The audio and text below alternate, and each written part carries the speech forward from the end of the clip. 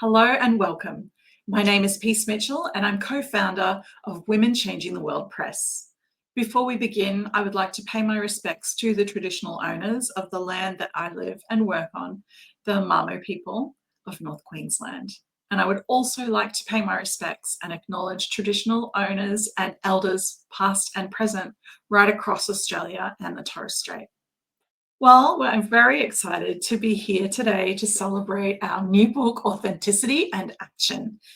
And to celebrate, I've got one of my fabulous co-authors joining me, Hayley. Please join me on stage, Hayley.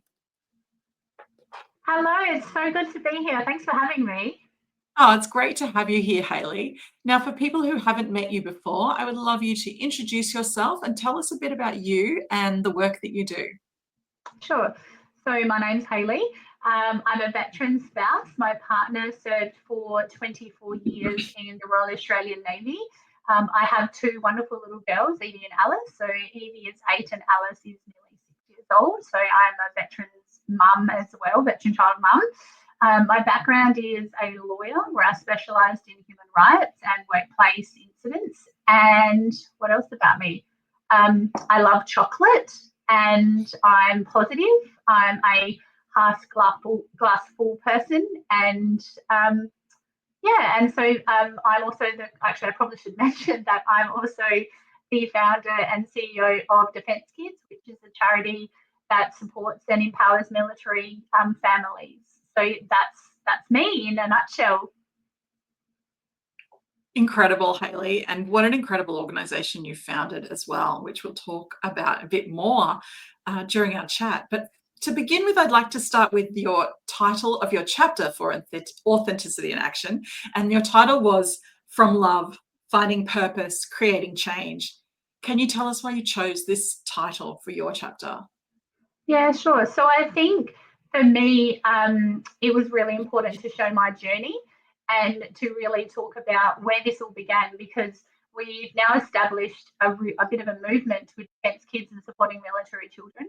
So I really wanted to, I guess, showcase that, we can have these ideas that start from a small idea that grow into a movement. And it's really important to, I guess, outline the steps in which I took to be able to create this branding, which is so important to empower our military children.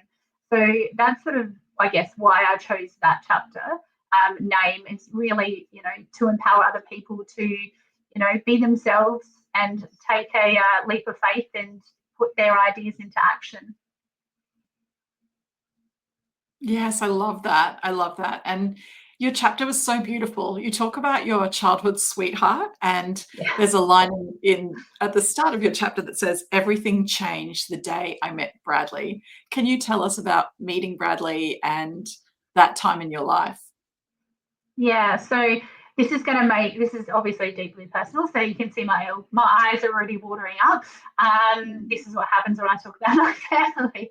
So from the minute I met Bradley, I knew my world was going to change, and I was 14, and he walked into my school. He was a new kid on the block, and I instantly felt a soul connection, which I had never experienced before. Being 14, you don't really know what soul connection is, but I knew that he was different, and I knew that he was going to be on my path, and I didn't know how and I didn't know why.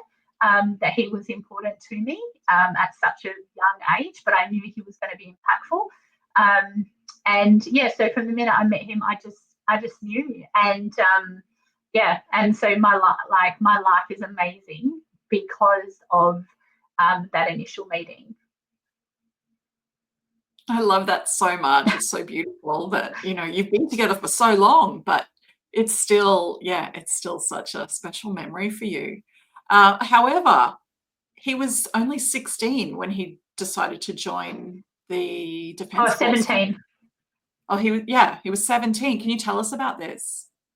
Yeah, so to be honest, I didn't have a lot of knowledge about Defence Force when I was younger. My dad did serve in the army, but I was quite young. I was only 2, so I didn't really understand the Defence Force and the jobs that were available or the possibilities when joining. I had absolutely no idea. And so when Bradley joined the Royal Australian Navy at 17, I was, because my best friend, my soulmate, was leaving. And then I guess I had to reevaluate at 14, or at that point, I was 17, reevaluate what that meant for me as my best friend was leaving me. But, as I've explained in the story as well, is that, he does come back, obviously, we're together, so he does come back. But, he would come back frequently and visit me, albeit in his Navy uniform, which was, it's not bad. It's a bit easy on the eye of a Navy uniform.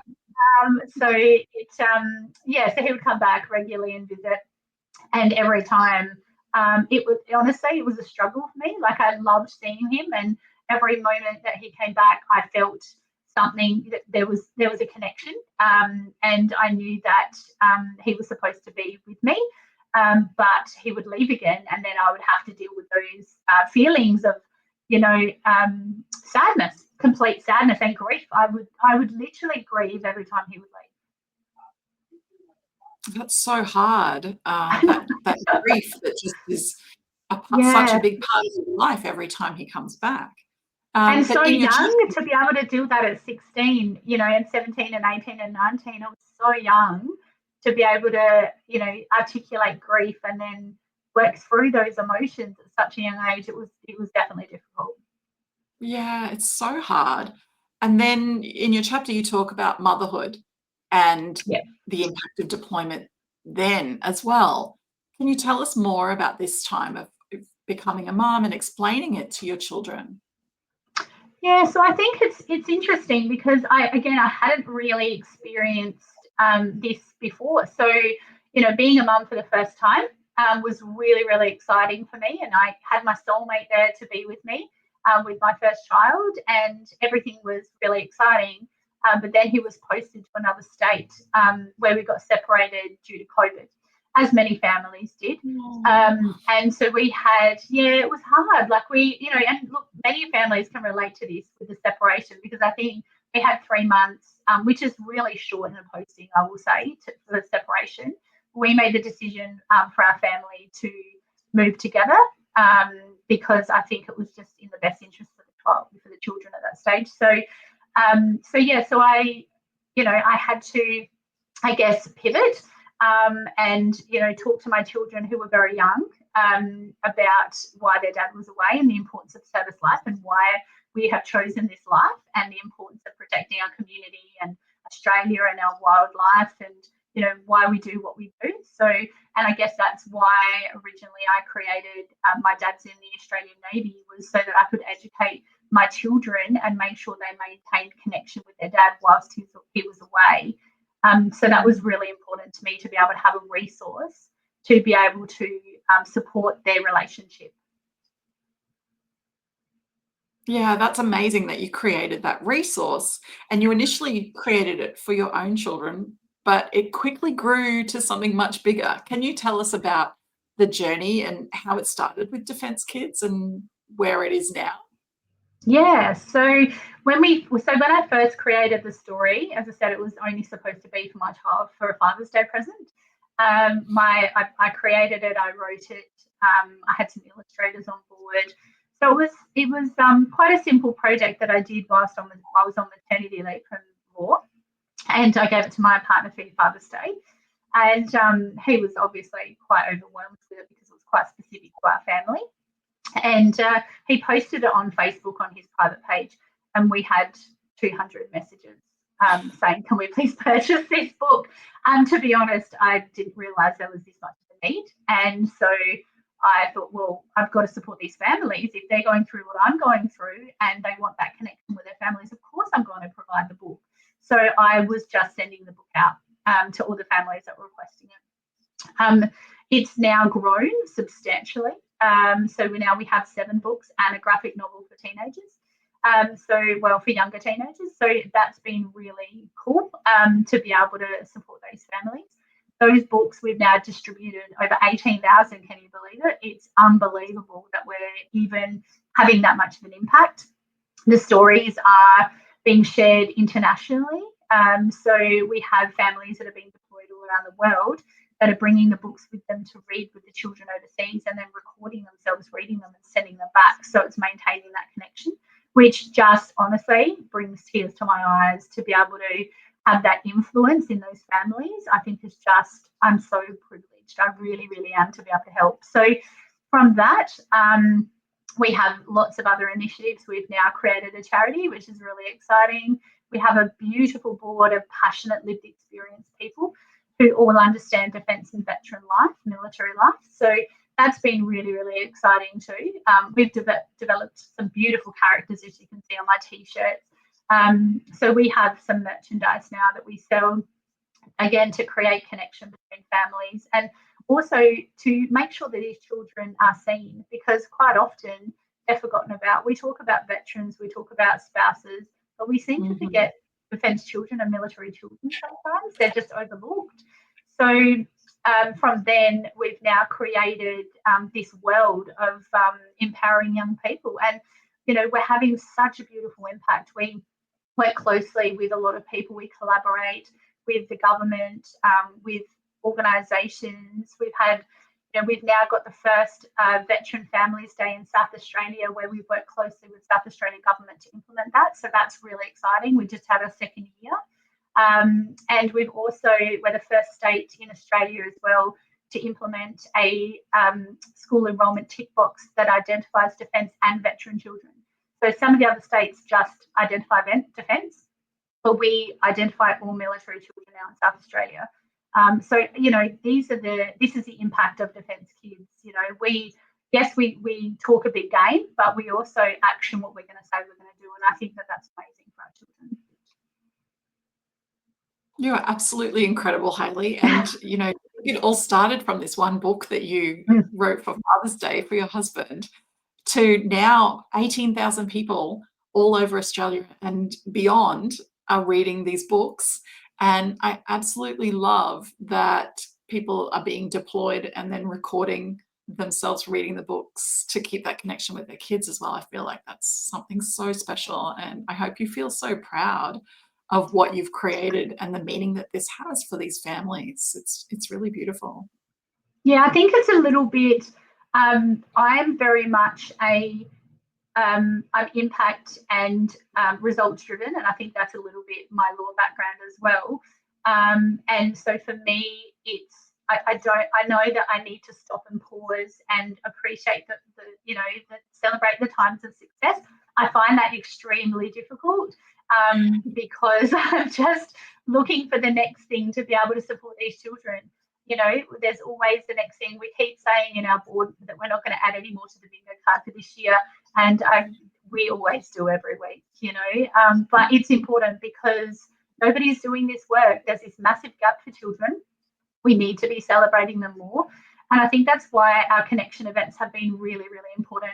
We've been really, really lucky, actually. We just received funding from the RAA, which is a what do you call it? I've just lost my train of thought now. They offer roadside assistance in South Australia.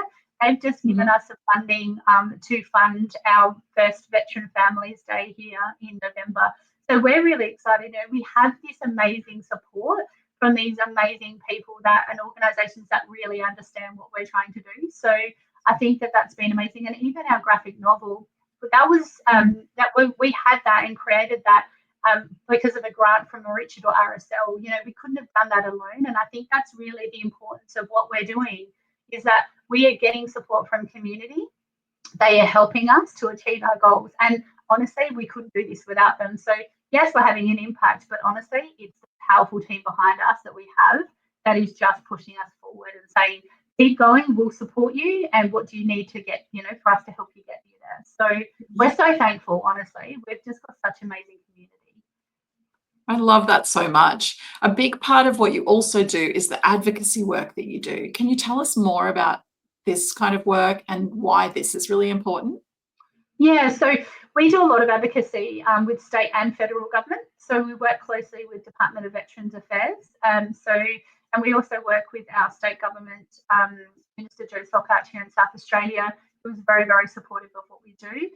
So I'm also on the Veterans Advisory Council. So what we do with state government is we put forward initiatives. So, for example, the Veterans Families Day was one of our initial initiatives that we brought to the Veterans Advisory Council, and then they made recommendations to bring it to the minister, and the ministers approved that. So that's one of the advocacy successes that we have. The other one is the South Australian tick box on enrolment forms. That's been really, really groundbreaking. It's the first state to do it. So we work closely with the Minister for Education here, Minister Boyer in South Australia, to be able to get that across the line. And he understands the importance of supporting military children in schools, especially when they have movement every 2 to 3 years. So it's been really, really positive to be able to have such good relationships with our state ministers. And on a federal level, we work very closely with Minister Keogh. So when who's our Veteran Affairs Minister, so when there's an issue that's arisen, we can contact him and say, look, there's a problem here. Can we please talk about this to be able to support these military children further? So I think it comes down to really having good relationships with policymakers to be able to, bring in that change. I think it's so important to be able to pick up the phone and say, look, let's have a chat. And we have that relationship with our ministers and the officers. So that's been really helpful. We have a lot of those little wins as well, where a family will reach out to us and say, oh my goodness, our child isn't entitled to this award because it has to be in one state. Can you please give us some advice on where to go? And we'll advocate for those families, to make sure that they're not disadvantaged. So we have a lot of those little wins. During COVID, I was helping families. I was one of the conduits with South Australian Police to get families reconnected in COVID times, because there was as you can imagine, it was a mess and no one really knew what to do. So I was helping families be reconnected during that time. So I guess that for me, my background in law has definitely helped with the advocacy. And most of the politicians and policymakers that I deal with are also lawyers. So we speak the same language, which has definitely helped. That's amazing. Amazing seeing the incredible advocacy work you're doing and the impact that it's having. Well, thank you so much, Hayley. I've just really enjoyed chatting with you today, and I loved reading your chapter in Authenticity in Action. If anybody would like to, you're so welcome. For anybody watching, if you'd like to get a copy of Authenticity in Action, they are available on the website at wcwpress.com. And Hayley, before we wrap up, I'd love to ask where and how can people get in touch with you if they're military families and want to learn more? Absolutely. So we have a few different ways. So on Facebook and Instagram, our handle is Defence Kids, KIDZ at the end. And we've also got a website, which is www.defencekids.com.au. So you can contact me directly through there. And I look forward to connecting with our military families. Beautiful. Well, thank you so much, Hayley. And we will see you all again next time. Bye for now.